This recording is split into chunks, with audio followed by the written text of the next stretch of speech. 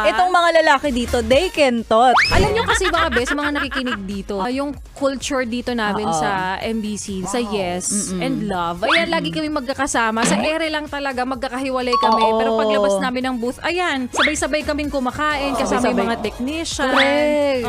Ganon yung kultura namin dito. Ganon. So, ilan na lang rin sila sa mga pinaplastic nating kaibigan na mga lalaki. Tsaka alam mo, masarap din talaga nakausap minsan yung yung opposite sex. Oo. Kasi parang hanggang kausap lang.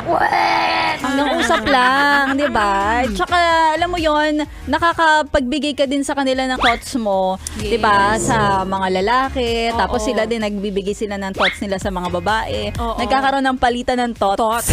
Akalain mo yon? Diba? Itong mga lalaki dito, they can thought. Of course, they can always thought.